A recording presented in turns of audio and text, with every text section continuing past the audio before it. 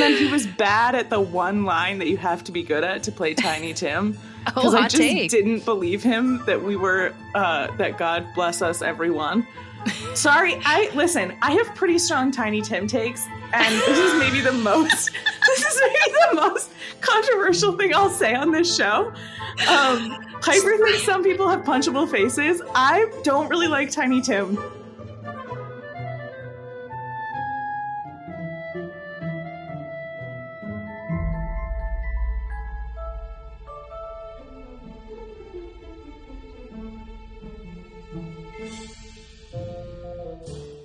Well, Merry Christmas to you, Lillian. How are you today?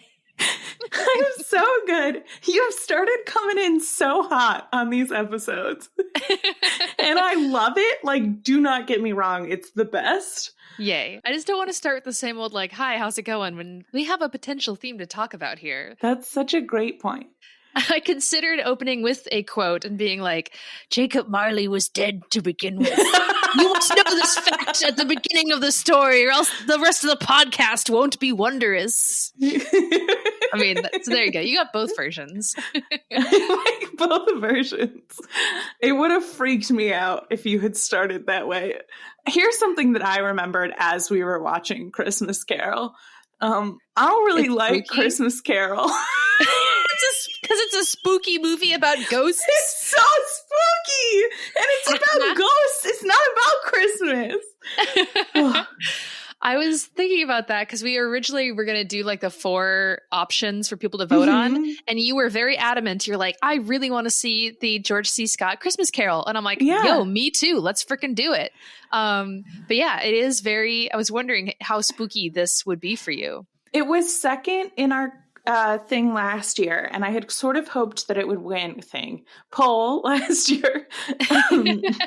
So it was second in our poll last year. I was excited about it, and I hadn't seen Christmas Carol in a really long time. And I was disappointed that we didn't get to see our favorite George C. Scott again. And then when we were talking about it this year, I was like, yeah, we should put him in the survey again. Hell, we should just pick him.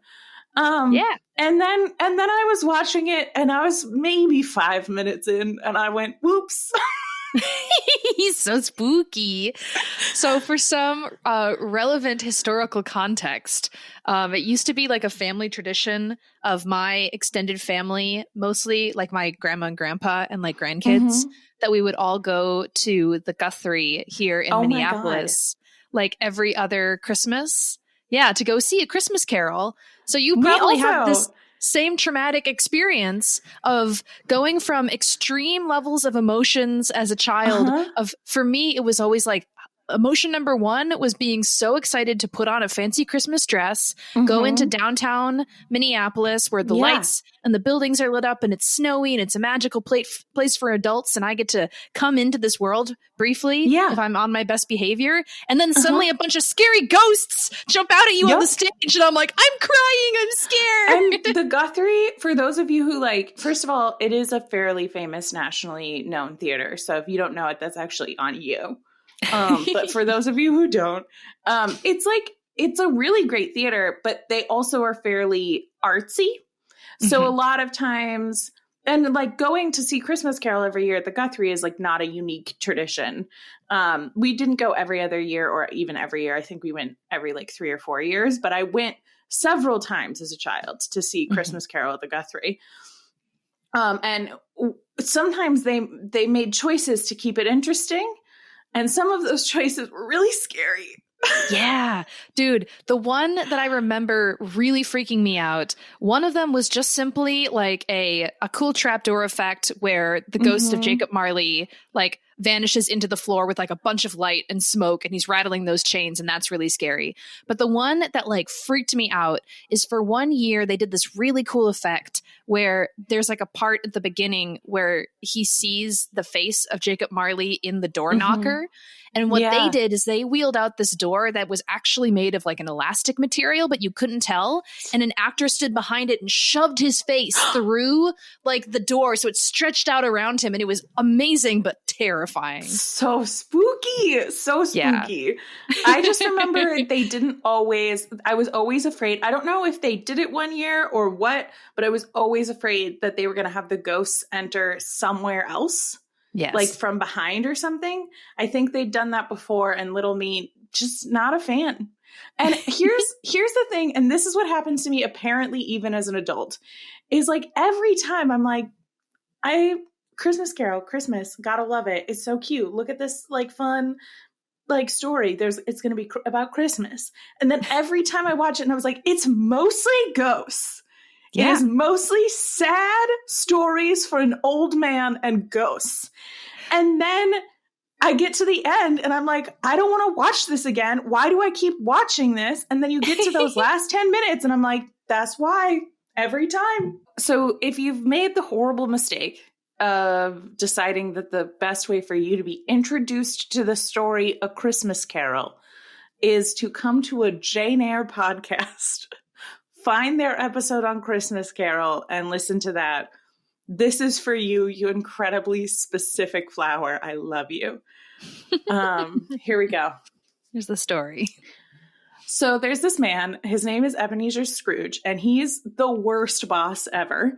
And he is mean to his employee the day before Christmas, classic. And then goes home to his house where a spooky ghost is waiting for him. He has like a whole dinner situation. But then a spooky ghost shows up, and it turns out it's his old business partner. And he's wearing all these chains that are the chains he made during life. And there's lessons to be learned. And this old man, he needs to learn those lessons. And how is he going to learn those lessons? 3 additional ghosts: the ghost of Christmas past, future, and present, and then future. And that's sort of like how it's laid out in a really normal way.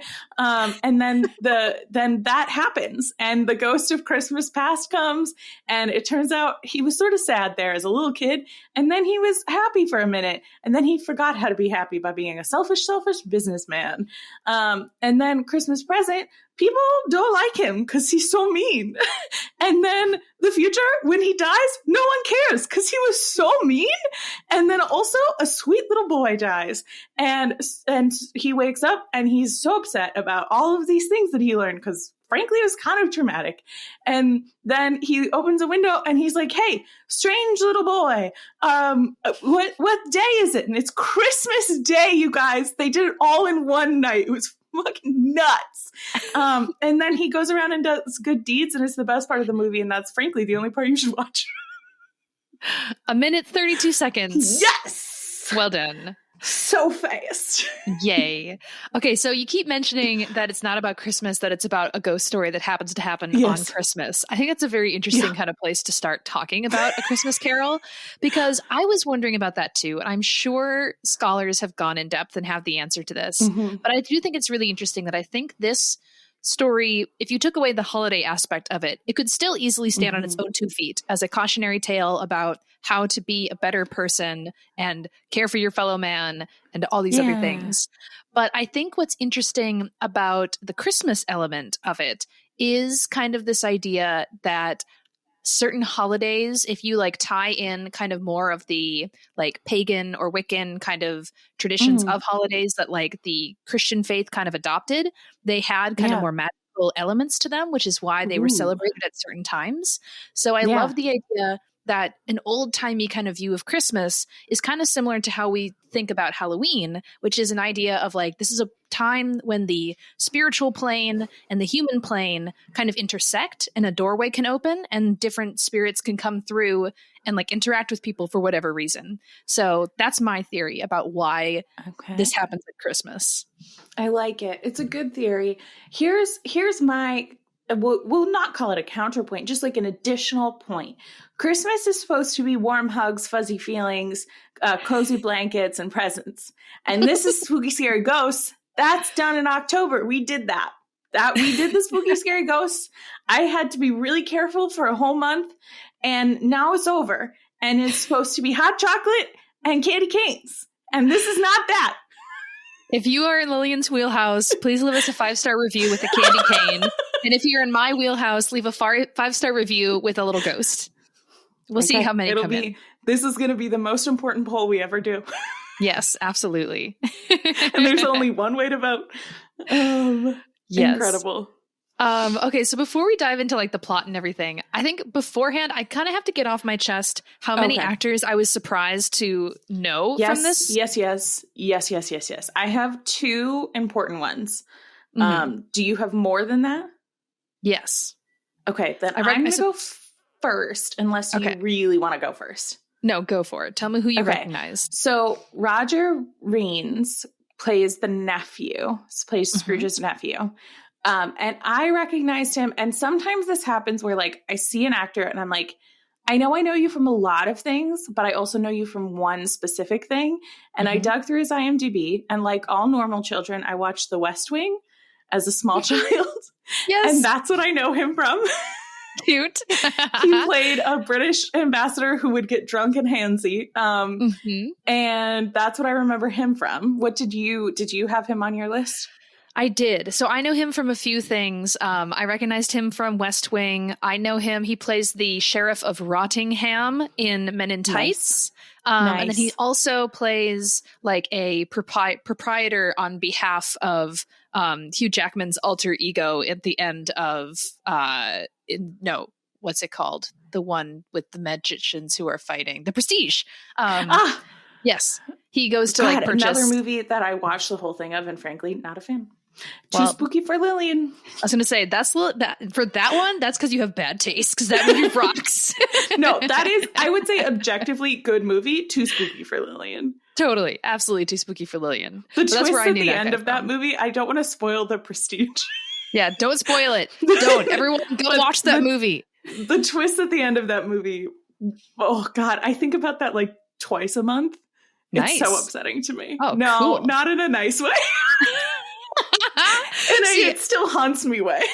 I think of the twist and I'm like, oh my God, I gotta go watch it right now. But anyway, who's our next person? I bet I can guess who you're going to talk about next. I think you know Mrs. Cratchit, and I fully gasped when I saw her face. Susanna York, who was George C. Scott's Jane. And I'm like, why aren't you talking? Like, I want them to break character and talk about it in the movie. Right? I realized that too, because I saw her name in the opening credits, and I was like, why is that name familiar? Because it just wasn't clicking to me that like another Jane would like be in this property. And so yeah, like seeing, especially in the scenes where he is in their house and she's talking about Scrooge, and I was like, that's your wife. It's your love. It's so good. Also, I think this ties really well into obviously George C. Scott. So I felt like he seemed very old in this, which like Scrooge always does. Like that's part of his whole shtick. How old do you think Scrooge is supposed to be in this book? Like in the book, how old was he? I would guess he was like a man in his 60s or 50s. He's supposed to be 57, which felt way too young for me. It's a time period, though, when people like didn't live that long. So yeah, they aged hard, I will say. But George C. Scott, I was like, oh my God, he must have been way older than that when they filmed this movie, because he seems so much older than 57. Mm-hmm. He was 57 exactly. Amazing. Oh, wow. They just really nailed that one. Costumes, man, they do a wonder. Also having upsetting hairlines. Yes. Speaking of the costumes, we're going to pivot real quick and then get back into the actors. Yes. I was looking through the trivia on IMDb for this movie, and apparently it's significant that this is one of the only film adaptations of A Christmas Carol where he is wearing an outfit similar to what's described in the book, which includes like pants and a shirt and even like a jacket, where most versions we picture Scrooge as the nightie that goes down to the floor and the little sleepy hat. But George C. Scott apparently was like, no, that doesn't make any sense. At the dead of winter, Scrooge would freeze to death. Like he would wear pants and a shirt and other things like in the book. So they did that. That's so good. I love that. Some of the other ones real quick, because a lot of these people I was like, whoa, damn, I know who that is. So Bob Cratchit is played by David Warner, and I know David Warner as Cal's like manservant in Titanic, Lovejoy, who is like the ex-cop who hunts down Jack and Rose. So nice. I'd only ever known him as like an evil guy, so it was really cool to see him as like this nice loving father. So that was exciting. And then the other one, which isn't that significant, but I was like, holy shit, I know who that guy is Michael Gao. His last name is spelled Gough. He played Mr. Poole. He was one of the dudes asking for donations. Yeah. He plays Alfred, the butler, in the bad Batman movies with the nipples and the butt close-ups. Incredible. That's him. He's Alfred. That's so good. I have one more cast fact that I was going to save, but I think since we're talking about cast, I will mention it now, which is so I spent some time poking around IMDb. It's what you do while you're watching a movie that you know the plot of. And the kid who played, every once in a while, like the child actors have really cool fun facts about them. So I was like, oh, I wonder if the kid who played Tiny Tim did anything cool. This human man he's been on crews for tons of movies that we would know. And his IMDb picture is still Tiny Tim from 1984. And I just can't imagine this. It's the worst picture. It's like one of his like super sickly, like he's supposed to look like he's dying. Yeah. And I'm just like, that's so rough. They did with the makeup. They gave him these like sunken in eyes. And also it's not this kid's fault, but his like teeth are all really far apart. So he's got like these little needle teeths. And I'm like, it's so rough. This poor little kid. It's just a rough go of it. And then he was bad at the one line that you have to be good at to play Tiny Tim. Because I just didn't believe him that we were, that God bless us everyone. Sorry. I have pretty strong Tiny Tim takes. And this is maybe the most controversial thing I'll say on this show. Piper thinks some people have punchable faces. I don't really like Tiny Tim. And like in general, it's sad when he dies, but the character of Tiny Tim has always sort of annoyed me. Well, yeah, he's kind of an annoying guy. He's literally written just to like be this little thing that you are supposed to love and care for. But that's the thing is I always felt like it was like really forced. Like Tiny Tim, like he's just sickly and sweet. Like, can he also be like interesting? Well, it makes it a little better, Lillian, in the Muppet Christmas Carol when he's played by a tiny baby felt frog, and then you really don't want that little froggy to die. So you really care about that Tiny Tim for reasons that are bizarre and not things that anyone should worry about. I've cried thrice today, and once was about this movie. Cute. And the time that I cried because of the movie was every time, and I get so annoyed, every time the Cratchit family is talking about how much they miss Tiny Tim, I weep. I cry so much, and I don't, literally while I was crying, I was like, I hate this. They did it though. They got you. So mission accomplished. So stupid. Susanna York with her sad little face. Okay. So let's talk like kind of chronologically, if we may. Yes. This is a story that I feel like is so interesting to talk about, similar to how we talk about Jane Eyre, because I've seen it so many times throughout my life. And it's always interesting. It's like I almost have many of these chunks of the story memorized because like some of the lines are so iconic. Yeah. So to see it from a new cast is always really interesting.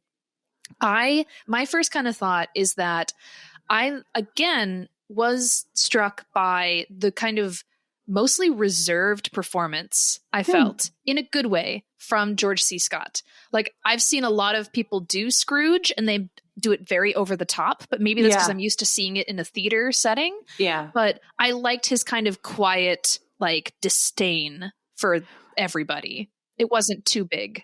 It's interesting that you point that out because I also, as you said that, realized that the vast majority of the time that I've seen Christmas Carol has been in a theater setting. I usually don't watch it as a movie.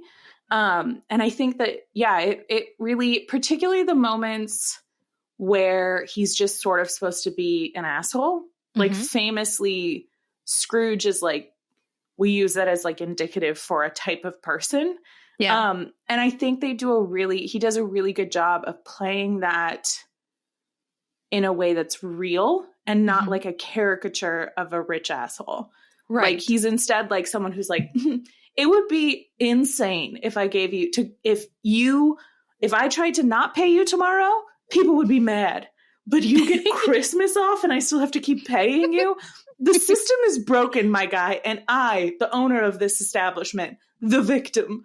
And I did write down a couple of things that I was thinking about during this, because my work is going through a bit of a transition right now, and people are sort of freaking out about some PTO stuff around that.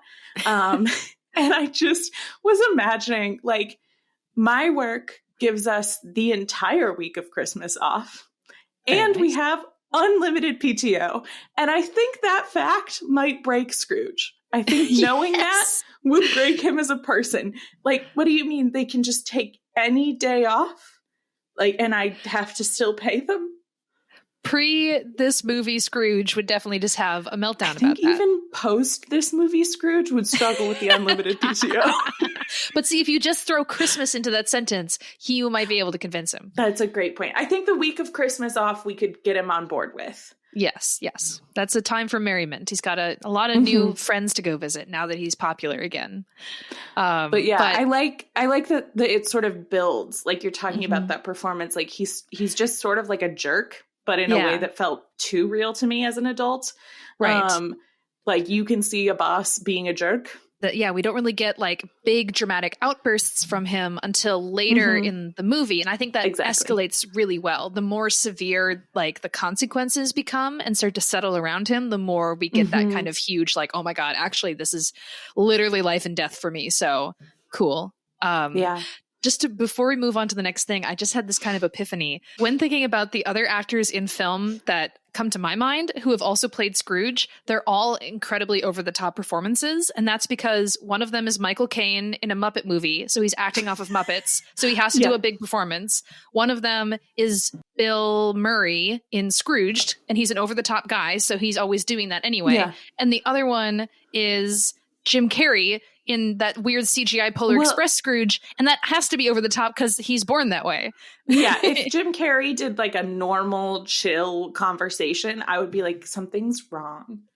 Something has gone horribly. There is a glitch in the Matrix. That is not Jim Carrey. He just looks like him. He's been body snatched. Exactly. So it's just interesting to think about those other Scrooges in my brain, and then this Scrooge. So, and I think I really liked that performance, like even especially at the beginning when you're like kind of getting that level set of who this person is, because I think what struck me in this adaptation, and I don't know if it was that the way that he played it so real or if it's watching it as an adult, because I think the last time I saw this was like early college. Like I haven't seen this in a really long time. And like seeing this as an adult, it felt way more real than it had when I was a kid. Like when I was a kid, it felt like a caricature. Like it felt like nobody's really like that. Now as an adult, and I'm like, no, there's like rich people who like truly think that when someone takes Christmas Day off, they're robbing from their employer. Like there are people who think that like they somehow deserve more money than you, and that's what the poorhouse is for. Like that's a real person. Just out of curiosity, because I was about to make a joke that I'm like, boy, these like Christmas ghosts must be working overtime with some of the assholes that are out there nowadays. Did you happen to see, I'm trying to think of what it was called. There was a movie about this last year on Apple TV with Will Ferrell and Ryan Hot Stuff. I can't think of his name. Gosling? Reynolds, yes. Okay. And it was literally about that. It was the idea that like every year they choose like an asshole around the world who has to get like Christmas caroled, and they would like plan this elaborate thing and send the ghosts and everything, and then they find someone who's just like un-Christmas carolable, and he's like, this shit doesn't work on me, I don't care. And they're like, no, you have to learn a lesson. I can't think of what it's called. It's called like Jingle or some like one word like thing like that. But anyway, Scrooge, no, that's a different one. Whatever. I think that's so interesting. Here's a question that I have for you, and I think it might be the most important one I've ever asked on this podcast. But if you were to be a ghost of Christmas past, present, or future, which ghost would you be? Oh, this is so easy for me. I would be the Ghost of Christmas Present Ooh. because I want to be a giant man with a huge beard and big curly hair who's laughing all the time and getting to eat food and drink wine and being like, oh, there have been 1,800 of my brothers and sisters who have come before me. I'm totally and have that a guy. totally normal thing where there's two small children under your robe. Okay, that's actually one of my favorite parts. Not just like in this movie, about the story in general. If we look at the source material, and a lot of versions will cut that part out, and I'm like, no, this is one of the best bits because Why I think is it's it one so of the best interesting. bits? I will tell you why it's one of the best Thank bits. Thank you you. for setting me up for literary analysis, Lillian. Because like when the way that we are presented with the Ghost of Christmas Present, like from just like the surface level, he is this being that is very like in the moment, like lives only for like today and these specific things. He's joyous, he's impulsive, and it's all of that kind of lighthearted like freeness of that kind of character and that kind of like metaphor that he is. And so it's really interesting to me that at the very end of his journey, this one didn't do this, but there's a line in the story where at the end of his time with the Ghost of Christmas Present, Scrooge notices that he's like looking much older and he's like, do you age, spirit? Because he's like, literally he's only alive for like one day. So to have that element there, but then he's also the idea of having these creepy children that's like want and greed or whatever they are. I can't remember the exact like kind of metaphors for these creepy little kids, but they are concealed within his robes. He's like, no, like you can get lost in the merriment of your happy life, but these people, these things are still also happening right now. And that's the lesson that like Scrooge has to know is like, yes, maybe currently you feel content, but just because I close my robe, these little monsters don't go away. They're still alive under there and you have to know about them. So that's why they're so cool. Yeah. I think maybe it's another spook scare for me. I don't like it. I also didn't, as a kid, I always hated it if they included that part. And as an adult, I'm like, why does this grown man have small children in his robe? Well, you're not supposed to think about it like that, Lillian. You're right. I'm wrong. Get your head out of the gutter. This is a metaphor. This is a metaphor. Those aren't real kids. Lillian, what of the three ghosts would you want to be? I think, okay, so here's the thing, and I think we'll talk about this more. I also lean towards present, assuming I don't have to have scary small children in my robe, which I think is a deal breaker. You do.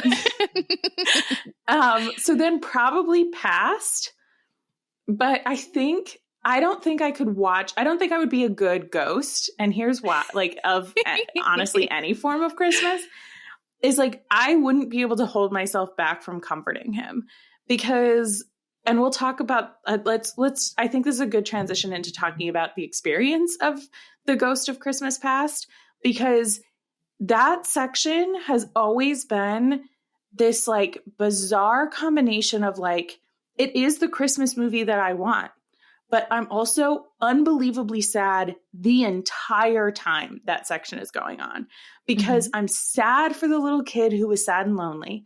I'm sad for the young man who like is immediately shoved by his father into work. I'm sad for the fact that like he forgot how to be joyful. And I'm sad about like him leaving. Like all of it makes me so incredibly sad for him.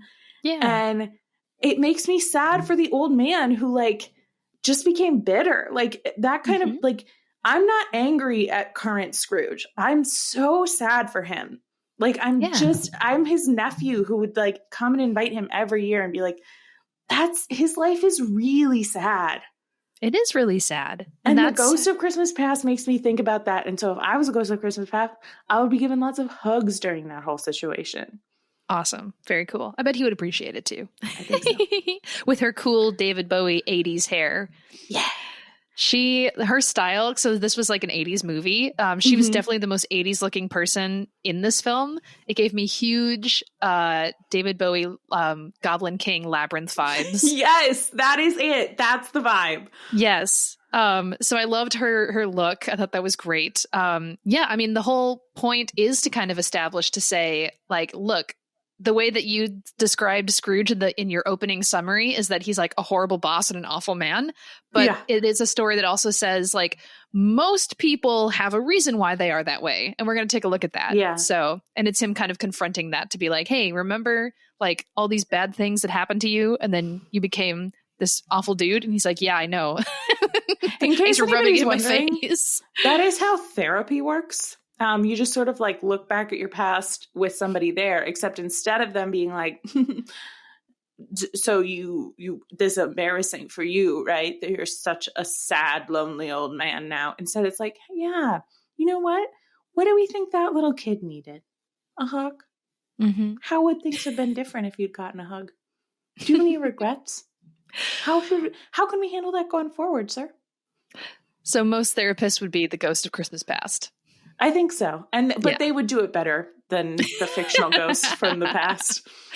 One thing that I was thinking a lot about in shots of his childhood of like getting sent away to a boarding school and his sister coming and just some of the little things that she said of being like, father said that you can come home and he even sent like a whole carriage and all this stuff. I was like, this is giving me like Jane Eyre period vibes of like, you know, children being sent away and it's like, wow, I get to ride a carriage and come home. Wow. Like it's Christmas for real now. Speaking of Jane Eyre vibes, I knew this would come up at some point. So while I was watching, like almost immediately watching this, I was like, this is giving me real Jane Eyre vibes. So this book came out 4 years before Jane Eyre came out. Hey. So it came out in 1843, which, as we learned from Patrick on our episode on the 1943 Jane Eyre, was a time of depression. I don't remember if he talked about that on air, if he told me about that later. It was on air, I'm pretty sure. Okay. Yeah. But yeah, there was not a lot of money, depression time for economic depression in England. So that this book makes a lot of sense with that context. But interestingly, so it was like two incredibly famous authors from that time period. There's gotta be somebody who's written something about whether or not these people met. Apparently they did meet. They met in passing because someone introduced them. So she was invited to like go spend time with him because she was a big fan of his work. And apparently they'd sort of met in passing and she didn't like him. But she continued to admire Charles Dickens' books. So there's a belief that his book, Nicholas Nickleby, had a lot of influence, particularly on the Lowood part of Jane Eyre. And then there was someone asked Charles Dickens if he had read Jane Eyre, and he said he never had and he never would. And that sounds real mean when that's a direct quote from the man. But the reason behind it apparently is that he wouldn't read any popular books of the time because he didn't want them to influence his writing. Interesting. Which I disagree with, but fair. That is a fair call. That's the only acceptable reason for this man to never read Jane Eyre. But apparently one of his friends read it and was talking to him about how impressive the early chapters from the perspective of a child were. And that really had a big influence on his later work, David Copperfield. Awesome. Dude, look, it's all like interconnected. Stories influencing stories. Yeah. Love it. Very so cool. I think that's really interesting. And this also, something that struck me about this that hadn't struck me before, although it's probably obvious to everyone else, is how deeply gothic this whole situation is. Yeah, of course. It's super spooky. Of course. It answers the, sorry, not to throw you under the bus with the, like, maybe it's obvious thing. It's like, oh, it is obvious, Lillian. Lillian, anybody who knows anything about literature and doesn't have their head firmly up their behind would know that this is gothic. I'm sorry. There's a little, just with the ghosts and everything and, like, the morbid setting and all that other stuff. It's just, like, I just always think of, like, this is probably the reason why I'm spooked every time that I watch it, because every time I go, fun Christmas movie, and I go to watch it and it's not a fun Christmas movie. Mm-hmm. It's spooky.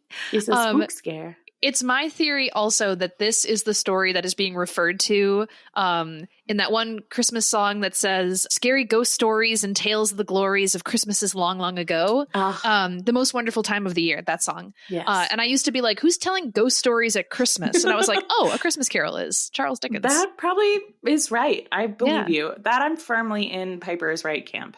Yay. My last thing about Ghost of Christmas Past that I loved is that she's got this essentially it's like a snuff, like to like put out candles and extinguish flames, and she comes carrying that. And I liked how both with her, like, I'm just going to call it a snuff because I think that's the only thing I could think of.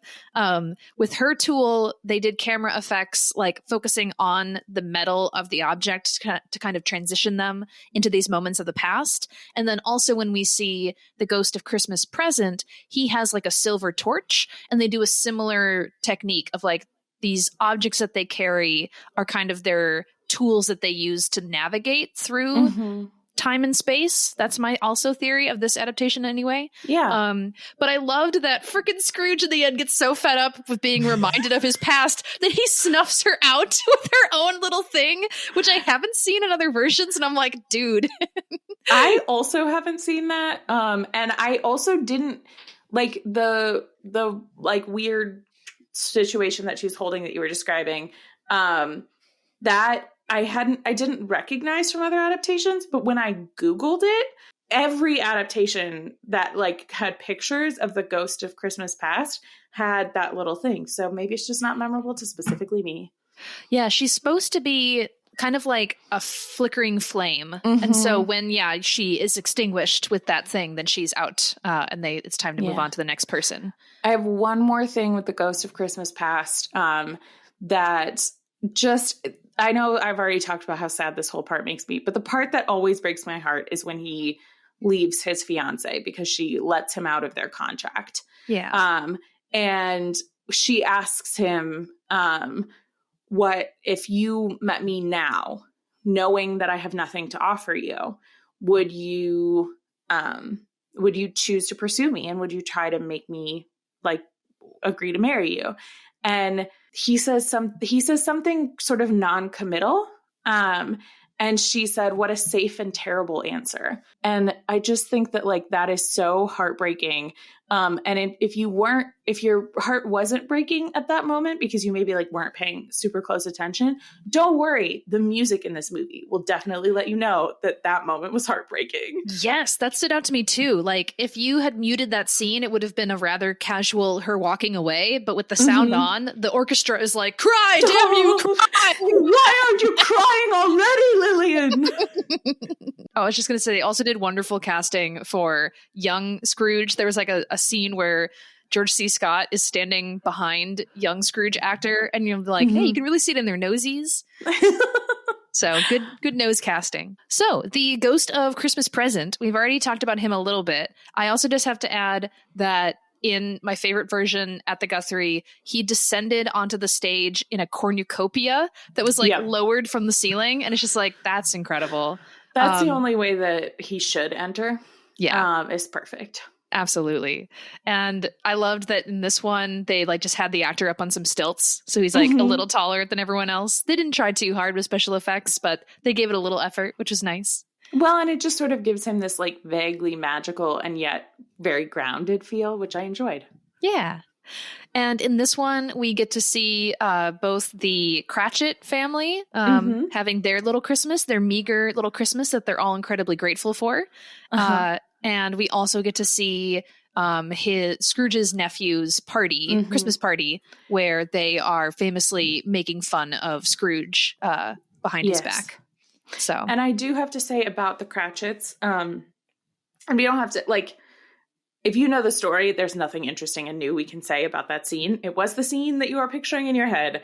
But the one thing that I do want to say is, as like one of Scrooge's like 3 comments while they're watching this whole scene is, "That's a small goose." And my like out loud, I just went, "Well, fuck you too, sir." Like, my God. Like, He won't You're pay his them boss. enough. Pay him better. I was gonna say, he won't pay him enough to get a good goose, and then he sees the goose that he could afford, and he's like, wow, pretty small, Bob Cratchit. Try working harder and being better at your job. Negotiate with your boss for a higher salary. I think it'll go good. Yeah, I won't fire you on Christmas. So yeah, and they bring out a little figgy pudding, which, like, am I remembering right? Does this sound right to you? They brought out a figgy pudding that had like a sprig of holly in it. Yeah. And they blew on the holly as if it was a candle. Were they both supposed to be make-believing that they had a candle because they were too poor for a candle? I don't know. It was weird. I was like, what's happening? Why are you blowing all over this food? I was like, is this like an old-timey tradition, or are these people crazy, or what's happening here? And I know that I make fun of a lot of Jane Eyre adaptations for this, so I really should hold Christmas Carol to the same standard. This was a very tight movie in general. It was an hour and 40 minutes. They got through a lot of plot in that time.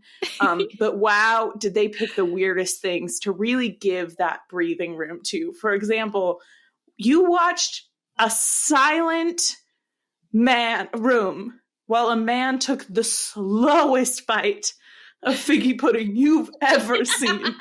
And he really was milking his time on screen. And wow, did that feel unnecessary to me in my enjoyment of this film? Well, the actor's like, hey, I'm not going to be on TV again until 1999 in the movie Titanic, so I really need to give this all that I got. James Cameron, please notice me. That's probably why James Cameron hired him. He was like, You know what? I wasn't sold on it. And then I saw him eat figgy pudding, and I was like, this man knows how to act. Oh my God. I wish you could see my face now. I'm like dying. Incredible. But yeah, so then I hadn't seen, when they go to the nephew's house, the game that they play, I feel like that's a change from how it is in the story, because the game that is usually done that I see is that they play it's like 20 questions essentially, and he like chooses something and they all have to guess what it is by asking him questions. And yeah. Thing where it's like, oh, is it some kind of an animal, something that's like grotesque that nobody likes, but it's not like a rat or a cockroach, so it must be Ebenezer Scrooge, and like, haha, how funny, we got him. But then in this one they were doing like a common phrase game. Yeah, which not a game that I would enjoy. Apparently, that is, you are correct, and they have some sort of judge situation, and there's like a whole thing. There's rules to play this Victorian Christmas game. If you have any interest in it, you can just use Google. But yeah, as you're saying that did seem unique to me. And I think you're right. I'm guessing it was for the sake of time, because that was much faster than that scene usually goes. Yeah. And maybe the writer just had this idea where it's like, I had an idea for a party and I want to put it in my thing. So they did. And sometimes people are wrong. Yeah. And the end of this is that he gets to go see some homeless people. And and he's like, oh, this is so sad. That's the weirdest possible way you could have worded that.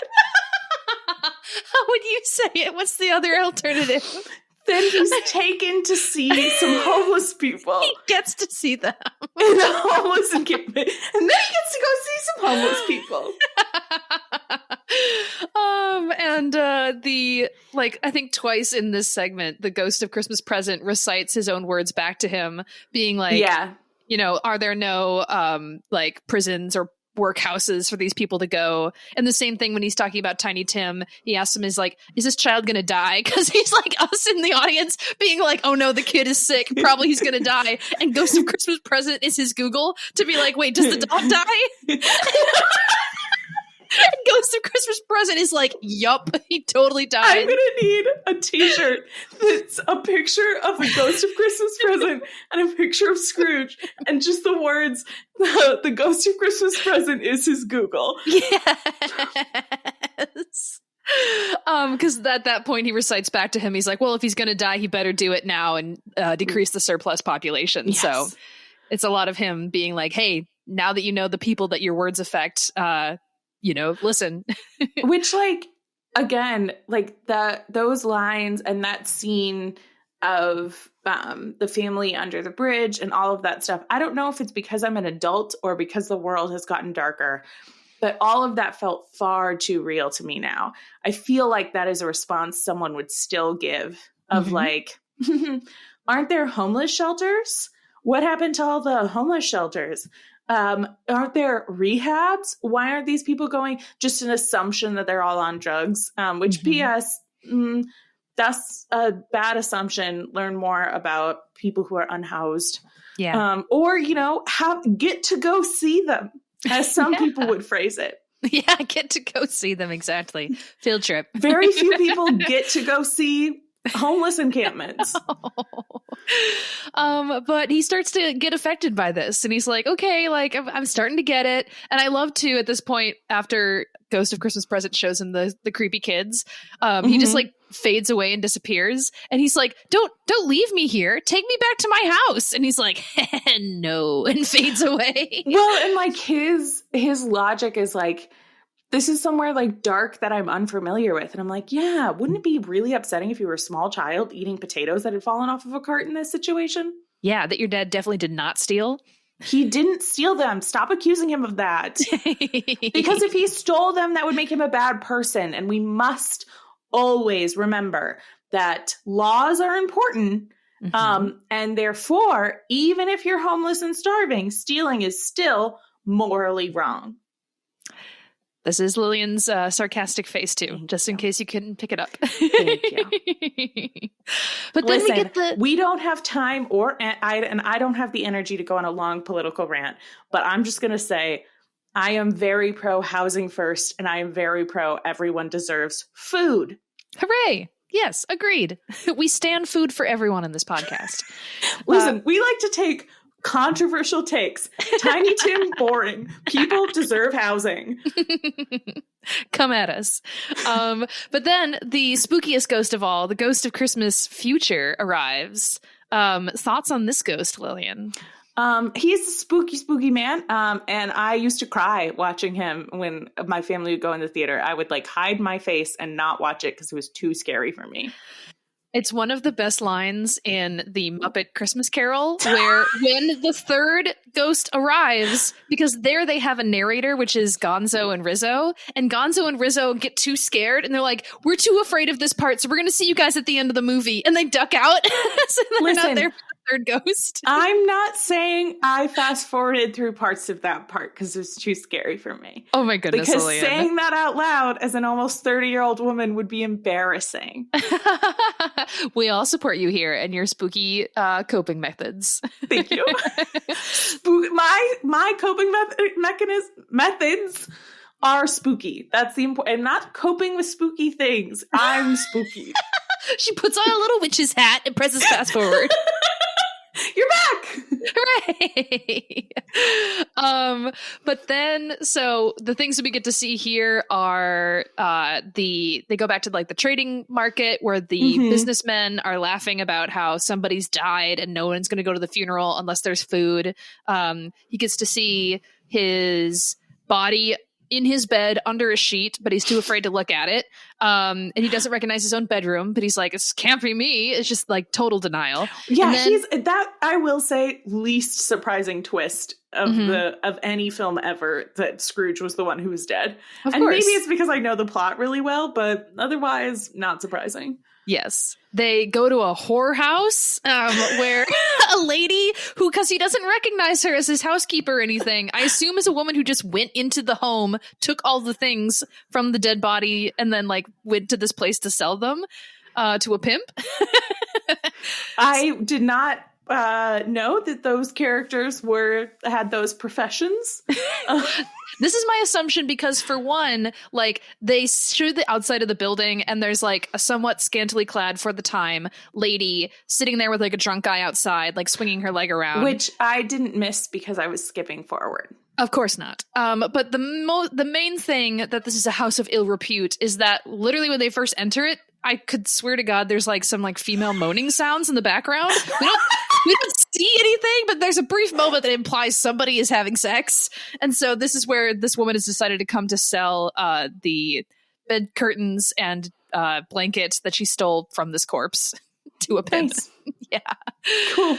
And then he sees the gravestone and he's like, are these things that will be, or are these things that may be? And he's forced to find his own name on it. And he does a great cry, because we all have to cry when we kneel at our own graves.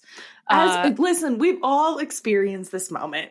Yes. You've spent a traumatic night visiting the past, seeing the present, witnessing what could be in the future. You see your own name on a grave.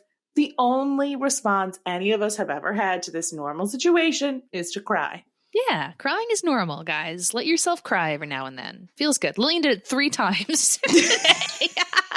And don't you feel relieved? Honestly, I feel kind of tired and I think it gave me a headache. Oh no. Don't cry 3 times. Cry once or twice. Only at cathartic times. All right. But he wakes up and it's Christmas Day and they did it all in one night, just like you said, Lillian. Yeah, that's crazy. And then this is the part of the movie that I like watching every time. Yay. Every single time. It's sort of like I don't enjoy... It's like another Christmas movie where it's sad all the way up until the very end. Oh, It's a Wonderful Life? It's a Wonderful Life. Yeah. Yeah, I don't like that movie either, but I love those last 5 minutes. Mm-hmm. Yeah, because I had only seen that movie once, and it was as like an adult, and I was like, whoa, this is depressing. Here's a fun fact about a different Christmas movie. That movie was not popular when it came out, but it was in the public domain, and that's why it's on TV all the time, is because they put it in the public domain, and that's why it's become a classic, because it was free. There you go. The lesson is just play something over and over and over again, and it saturates into our brains, and we're like, oh, I think I'm supposed to like this, so I do. Yep. And that movie also has one of our Janes. She was a radio Jane, Donna Reed. Very cool. Yeah. But yeah, so my favorite line of like the whole thing in most versions is when he throws up the window and like shouts to the boy, and he's like, go and get that bird. And he's like, the one as big as me. And he's like, oh, you're a clever lad. Yes, go bring it here. Like all this stuff. Everything everyone does after he like wakes up from this experience is like the coolest person. He's so stoked about everyone. I loved his little like dance around his room that he did. And I was like, that is fully a note. I was like, George C. Scott is the best Happy Scrooge. He is so good at it. He like literally like jumps on his bed and all this other stuff. And I was like, wow, I wonder if he like afterwards he was like, whew, I'm winded. Or if he's like, I run 5 miles every day because I eat a bunch of steak and drink a bunch of milk. I'm 67-year-old George Scott. Or whatever it was, 57? 57. Okay, cool. I also love that you like hesitated because you were like, George Scott, that seems wrong. George C. Scott, that's actually really amazing. There we go.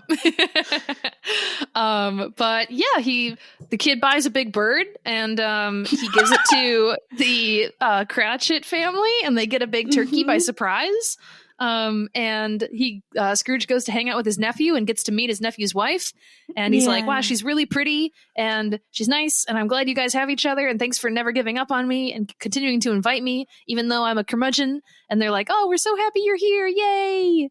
And he drops hints that he was eavesdropping on them as a ghost because he knows about their games and all kinds of other stuff. But then they have a lovely Christmas. Yeah. And then I have always loved the scene at the very end where he's giving Bob Cratchit the raise. Because they didn't have him be caricaturishly nightmarish prior in like the earlier parts, I was watching that going, if that was my for real boss, I would be thinking I was getting fired in a way that wouldn't be fun and funny. Right. Like, it wouldn't be like a fun little prank. You would have already started crying and they're like, no, this is happy news. And you're like, oh, you couldn't have started that way. Like, just my anxiety if my boss sends me a note being like, hey, when you have some time, we need to talk. Mm-hmm. Yeah. Versus like, you're 18 minutes late after I had to pay you when you didn't even work at all yesterday. Mm-hmm. I'm a very angry man and I'm totally the same. I didn't have any life-altering experiences in the last 24 hours. Surprise. I'm doubling your salary. And he throws him a little bag of gold. Okay. If someone you know in life had this dramatic of a personality shift. Traumatic brain injury. That's where my mind would go. 100%, right? Like this man, some something. I would not be like, everyone else just kind of rolls with this. I would be like, hey, any strokes recently? Did a railroad spike go through part of your brain? I'm not mad about it. I just am pretty sure that you're going to go back to normal at some point. And at that time, I would like for you not to blame me for the whole Cole situation. So could you like write yourself a little note and say I did this on purpose and sign it? I'd love a contract, not you just throwing money at me about the fact that you're doubling my salary. Yeah, that'd be great. But he's a businessman. He'd probably write it down somewhere. He keeps very detailed ledgers. Super great point. I think Bob Cratchit and Jane have a lot of really similar ideas around negotiating for positions and receiving salaries. Yes, absolutely. Agreed. To join you in your distaste of Tiny Tim, when Tiny Tim said the line for the second or third time in this movie, and I was like, dude, kid, like, get some new material. We've heard this one. Next. And like, you're not good at saying it. It's supposed to be, God bless us, everyone. And like, you're supposed to be really excited about it, especially that last one. It has to be enough that like the whole audience is going to be part of this now. And instead it just falls flat again, little weird pointy teeth boy. Take that, you little curmudgeon. Well, at it's least okay, you got it. Guys, just so you know, I'm not bullying a child. That man is a grown man now, so it's fine. At least you got to say the line, because in the Muppets movie, they give that final "God bless us, everyone" line to Mike O'Kane. He's the one who says it, and I'm like, you just stole that from that little frog. How dare you? Give it back. The frog is gonna go home and cry, Michael Caine. He will cry. Don't make the frog cry. Come on. But this has been A Christmas Carol. So yeah. Here's a question I have for you to end on a very sweet, real Christmassy note. What do you think is important lessons that we should take into our day-to-day lives as real adult people in the world today? Ooh. I think the idea of being present in a moment, and that works well with talking about the Ghost of Christmas Present. I feel like it's very easy for me anyway to get a little too swept up with like social media, trying to keep up with trends, things like that, being like, am I as happy as I remembered myself being around the holidays? And it's not a competition with your past self or people online. It's about genuinely seeking out things that you think would be fun, and also prioritizing your own comfort and happiness. There's a lot of pressure around the holidays to be like, I have to be everywhere. I have to please everybody. You're allowed to say no to certain invitations. You are 100% encouraged to seek out the things that you really want to do. Go and do that, ideally with people that you love. For sure. And you can turn down any invitations, Piper, except for to my annual Christmas party that you do have to attend. Okay, I will. But which I think, always look forward to. I think the thing that I was really struck by in watching this version, and again, it's one of those things where it's like, is this because it's something that I'm seeing as an adult? Did this version really emphasize that? Or is that a moment in my life that it's really highlighting it for? But the thing that really struck me, obviously, we should care about people who are less fortunate than us, or even equally fortunate to us in dealing with other situations. But I think what was more applicable directly to my life in this particular one was just the reminder that like work isn't the most important thing and money isn't the most important thing. That like, I think particularly in today's day and age, we get very, our identities get really wrapped up in what we do for work. And the reminder that your family and your life and what you spend your time on, and that joy that Piper was talking about, that being the more important thing, was something that was really striking to me, how clear that lesson was here. Yay. Aw, look at it. Yay. Stories still teach us things today. Hooray. Well, and you can share with us. Wait, are we rating this? Yeah, let's do it. We probably should. Okay, you go first. Of all of the Christmas Carol versions that I have seen, I'm going to give this a solid 7 out of 10. Cornucopias. Nice. My chariot. I'm going to give this, I think it did a really good job of telling the story fast, which I enjoyed. So I think I'm going to give it 7.5 out of 10. Nice. And I'm going to do top hats. Cool. I love it. Because they had some really good bonnets in this and really good top hats. They did. It's always fun to see that fashion. I feel like that fashion is cemented in my brain when I think about like what is Christmas fashion. It's this time period of like the classic Christmas carolers. Because I also feel like the little like holiday villages, those little ceramic houses that have light bulbs in them, they're forever set in that time period as well. Yeah. So I feel like that's just become kind of these are the good old days of Christmas. Yeah. But yeah, so if you have your favorite adaptation of Christmas Carol, or if you have your favorite lesson from Christmas Carol, you can share those with us and honestly everyone by finding us at Airbuds across all social media or emailing us airbuds@gmail.com. Yeah.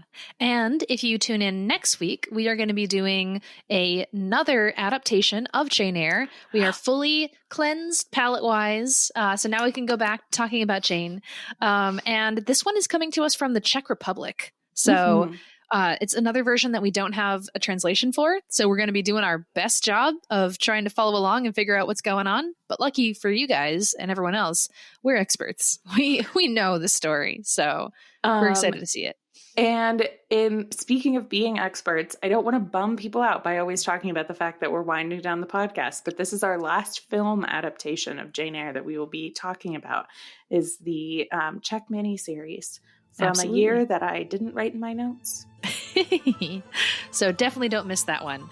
And yeah, leave us a 5-star review if you can. We love you guys so much. Send us emails, don't forget messages. To vote with either a candy cane or a spooky ghost. And also remember, guys, God bless us, everyone. Bye. Goodbye.